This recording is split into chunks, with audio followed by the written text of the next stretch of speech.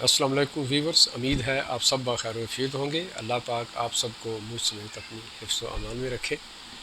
سامعین کرام، آج بات کرتے ہیں پاکستان میں ٹائپس آف گورنمنٹ یا فارم آف گورنمنٹس سنس 1947۔ تو پاکستان کی بڑی مختصر سی ہسٹری ہے۔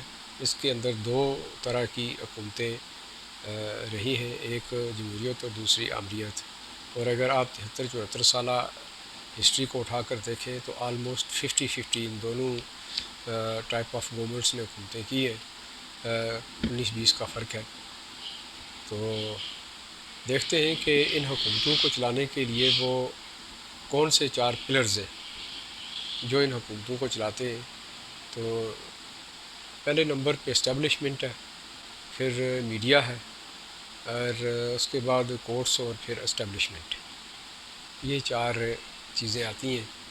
اور اگر ہم اس کا جائزہ یوں لیں کہ پہلے ہم ڈکٹیٹرشپ کو لے لیتے ہیں، آمریت کو لے لیتے ہیں، تو ان 4 پلرز کا رول کیا رہا اور ہونا کیا چاہیے، اس پہ بات کر لیتے ہیں۔ تو سامعین محترم، میڈیا ہی کو لے لیتے ہیں، میڈیا ان ڈکٹیٹرشپ۔ تو ڈکٹیٹرشپ میں میڈیا کا رول اگرچہ بڑا واضح ہے۔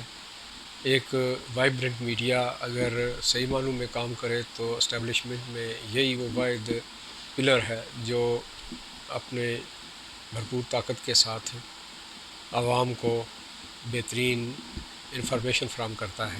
لیکن بدقسمتی سے پاکستان میں یہ پلر جب ڈکٹیٹرشپ ہوتی ہے تو کنٹرول ہو جاتا ہے، اور بجائے اس کے کہ حق اور سچ بات کہنے کے یا عوام تک پہنچانے کے، اس کے ذمہ پروپیگنڈا اور اس کے علاوہ حکومتی کارکردگی کو بڑھا چڑھا کر بیان کرنا اور اس طرح کی دیگر ایکٹیویٹیز جو ہے نا، اس میں یہ انوالو ہو جاتا ہے، اور یوں یہ پلر فعال نہیں رہتا۔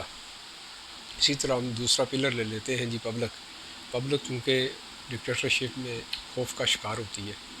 انہیں ہر وقت یہ خطرہ رہتا ہے کہ اگر کوئی بھی بات ایسی کہہ دی جو حکومت کے خلاف ہو تو عین ممکن ہے کہ اس کو اٹھا لیا جائے، عین ممکن ہے اس کے اوپر پابندی عائد کر دی جائے، عین ممکن ہے اس کو کوئی سزا دی جائے، اس لیے کہ فرد واحد ہوتا ہے، اور فرد واحد جو چاہے ایک ایگزیکٹو آرڈر کے ذریعے سب کچھ کر سکتا ہے۔ اس لیے یہ فارم آف گورنمنٹ بنسبت ڈیموکریسی کے زیادہ طاقتور ہوتی ہے، اور پھر اسے پوچھنے والا بھی کوئی نہیں ہوتا۔ تو سامعین محترم، پبلک یہاں پر بالکل بے زبان ہو کے رہ جاتی ہے۔ اس لیے جس مقصد کے لیے یہ ٹائپ آف گورنمنٹ کسی بھی طرح کی کسی بھی ملک میں آتی ہے وہ ہے پبلک، اور جب پبلک ہی بے زبان ہو جائے یا دب کے رہ جائے تو پھر آپ سمجھ سکتے ہیں کہ ڈکٹیٹرشپ کس قدر اچھی یا بری ہے۔ اس کا آپ فیصلہ خود کر سکتے ہیں۔ پھر آ جاتے ہیں کورٹس کی سچویشن، یا کورٹس کی جو کا رول ہے وہ بھی کچھ اچھا نہیں رہتا۔ یہ ریموٹس ہو جاتے ہیں۔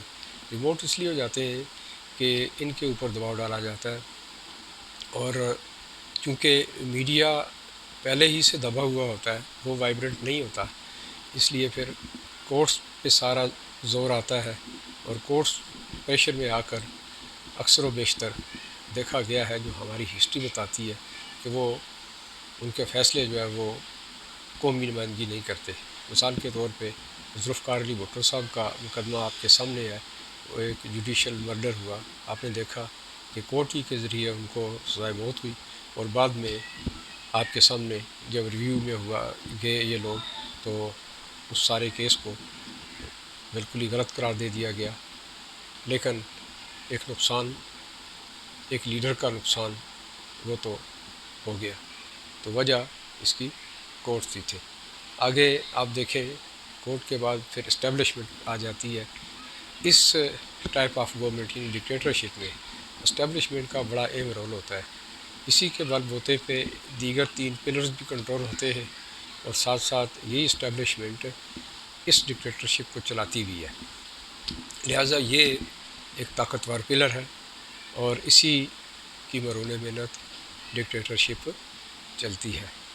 اب آگے چلتے ہیں جی، ڈیموکریسی کی بات کرتے ہیں تو انہی چاروں پلرز کا جائزہ لیتے ہیں۔ تو پہلے ہم میڈیا لے لیتے ہیں جی۔ میڈیا اس ٹائپ آف گورنمنٹ میں یعنی ڈیموکریسی میں بالکل فری ہوتا ہے، یعنی اسے ہر طرح کی آزادی حاصل ہوتی ہے۔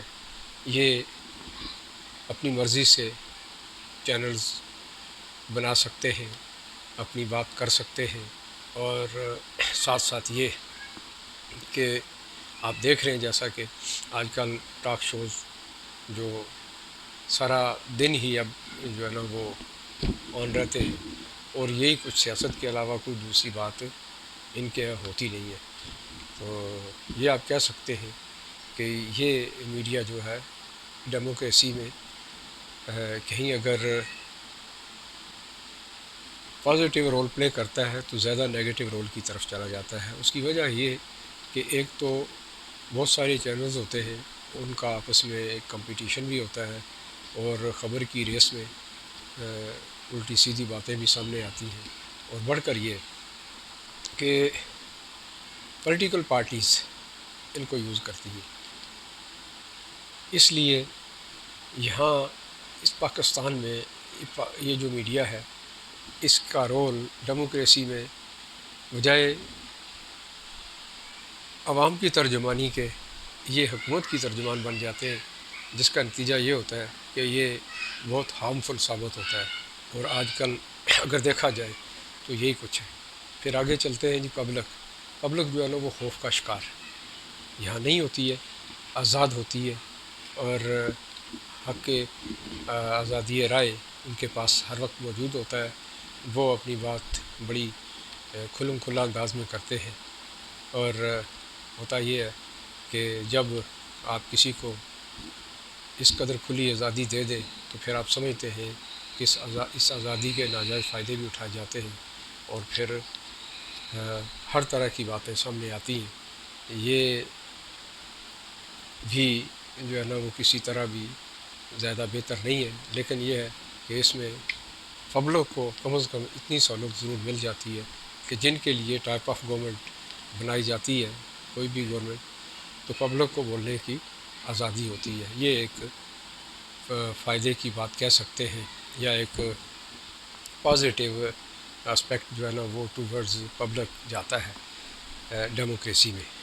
اس کے بعد جی ہم لے لیتے ہیں جی کورٹس کو۔ کورٹس کا کردار بھی جیسا کہ ڈکٹیٹرشپ میں ہے، یہاں بھی کورٹ کا کردار جو ہے وہ کافی اہمیت کا عمل ہوتا ہے۔ یہاں بھی ہوتا یہ ہے کہ کورٹس اکثر و بیشتر یہ بھی کنٹروورسی میں شامل ہو جاتے ہیں، اس لیے کہ پولیٹیکل پارٹیز جو ہے وہ ان کو بلائن کرتی ہیں، معاملات یہاں چلتے ہیں۔ آپ کے سامنے میں اگر ایک مثال یہ حالیہ 3 جسٹس کی دوں تو میرے خیال میں یہ بات سچ ثابت ہو جائے گی۔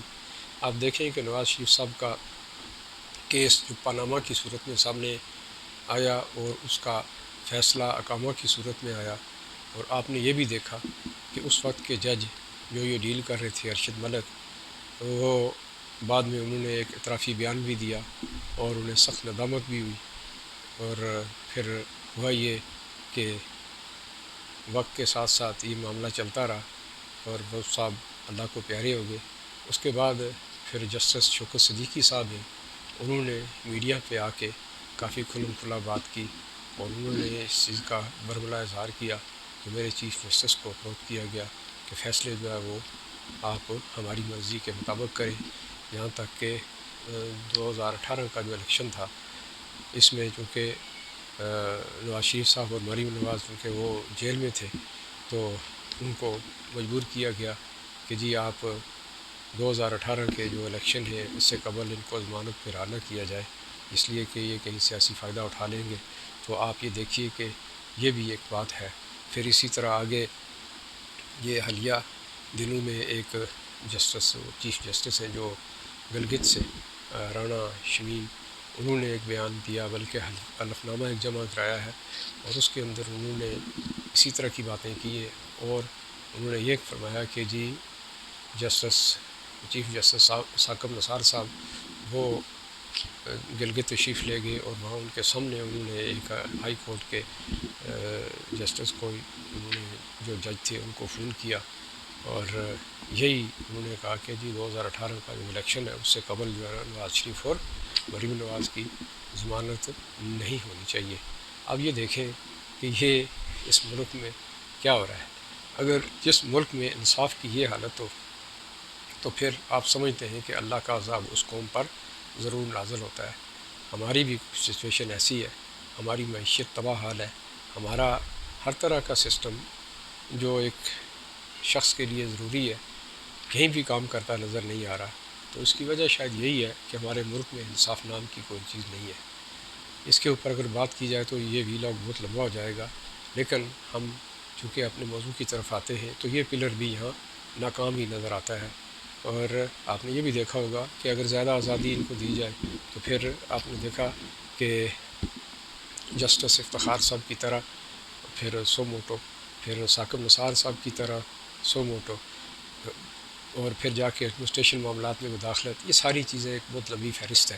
بہرحال کہنے کا مقصد یہ کہ یہ پلر بھی اپنا رول پلے کرتا نظر نہیں آتا ہے۔ اس کے بعد ہم لے لیتے ہیں جی اسٹیبلشمنٹ کو۔ پھر اسٹیبلشمنٹ چونکہ جیسا کہ ڈکٹیٹرشپ میں ہر وقت فار رہتا ہے اور یہاں بھی اسٹیبلشمنٹ بظاہر تو اتنا رول نظر اس کا نہیں آتا، لیکن پس پردہ یہ ایکٹیو رہتا ہے اور بالکل اپنی افادیت جو ہے نا وہ گاہے بگاہے وقتاً فوقتاً وہ لوگوں کو باور کرواتا رہتا ہے۔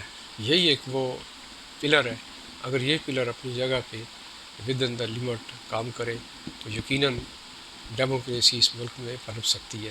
ڈیموکریٹک پروسیس جو ہے یا ڈیموکریسی کے پاکستان میں نہ پنپنے کی بڑی وجہ بھی شاید یہاں یہی ہے۔ آپ دیکھیں کہ ایک طرف 35 سال میں 3 یا 4 جو ہے نا ڈکٹیٹرشپ میں اگر دیکھا جائے تو جنرلز گزرے جنہوں نے حکومتیں کی ہیں۔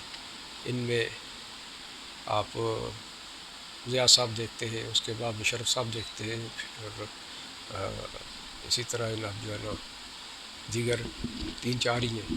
تو اگر آپ جمہوریت کی طرف چلے جائیں تو جمہوریت میں اسی آلموسٹ یہ کچھ پیریڈ بنتا ہے اور 22 وزیر اعظم آئے اور آپ نے دیکھا کہ کوئی بھی وزیر اعظم اپنی مدت پوری نہیں کر سکا۔ تو اس کا کیا مطلب؟ اس کا مطلب یہی ہوا کہ جی کہیں نہ کہیں ان کے کاموں میں رکھنا ڈالا جاتا ہے۔ تو یہ کس وجہ سے ہوتا ہے یہ ذکر میں نے آپ سے کر لیا۔ تو یہی کچھ سچویشن آپ کے سامنے ہے۔ سامنے محترم، آج کا ویلاگ اس کا سم اپ یہی ہے کہ پاکستان میں بدقسمتی سے دونوں نظام حکومت بری طرح ناکام ہو چکے ہیں۔ اب چونکہ ڈیموکریسی دوسری ٹرم پوری کرنے جا رہی ہے، آپ یہ دیکھیں 74 سال میں دوسری بار 5 سال 2 ٹرم پوری کر چکی اور تیسری بار ابھی آلموسٹ پوری کرنے جا رہی ہے۔ تو اس میں بھی جو کچھ ہو رہا ہے وہ بھی آپ کے سامنے ہے۔ تو یہ وہ عمل ہے جہاں خرابیاں پیدا ہوتی ہیں اور جو حکومتیں برسر اقتدار ہوتی ہیں ان کو کام کرنے نہیں دیا جاتا اور اس طرح پاکستان کی ترقی نہیں ہوتی، بلکہ وہ اپنی حکومتیں بنانے کے چکر میں پڑے رہتے ہیں اور عوام کی طرف کوئی توجہ نہیں دیتا۔ اس کاز کو، اس مقصد کو سمجھنے کی ضرورت ہے اور ہر کہیں یہ ہم سب کا فرض ہے کہ اس بات کو اجاگر کیا جائے۔ تو سامعین محترم، جب اس طرح کے پلرز ہوں گے تو ان کے اوپر جو عمارت استوار ہوتی ہے یقیناً وہ بہت کمزور ہوتی ہے اور کسی بھی ہوا کے جھونکے کی منتظر رہتی ہے اور دھڑام سے زمین پہ آ گرتی ہے۔ تو سامعین محترم، ہماری خواہش یہی ہے اللہ پاک ان چاروں پلرز کو اپنے اپنے لمٹ کے اندر رہ کر کام کرنے کی توفیق دے اور ساتھ ساتھ یہ کہ اس ملک کے لیے فیئر ہو کر سارے سوچیں، اس لیے کہ یہ ملک ہے تو ہم ہیں۔ اگر اس ملک میں انتشار یا اسی طرح معیشت کی تباہ حالی رہی تو یقیناً پھر آپ سمجھتے ہیں کہ انسان کی بدحالی کا دور شروع ہو جاتا ہے۔ اسی کے ساتھ ہی مجھے اجازت دیجیے، اور ساتھ ساتھ یہ کہ سبسکرپشن کا عمل بہت سست ہے۔ میری آپ تمام ویور سے ریکویسٹ ہے کہ سبسکرپشن کا بٹن ایک دیا ہوا ہے، آپ ضرور پریس کیا کریں، سبسکرائب اس چینل کو ضرور کریں، فراخ دلی کا مظاہرہ کریں۔ ہو سکتا ہے کہ میں اب تک جو تنقیدی پوائنٹ آف ویو سے بات کرتا ہوں، آپ کی رائے بھی ضروری ہے، کمنٹ سیکشن میں وہ بھی دیا کریں تاکہ میں اپنے ویلاگ کو بہتر انداز میں مرتب کر سکوں۔ اسی کے ساتھ ہی مجھے اجازت دیجیے، اللہ حافظ۔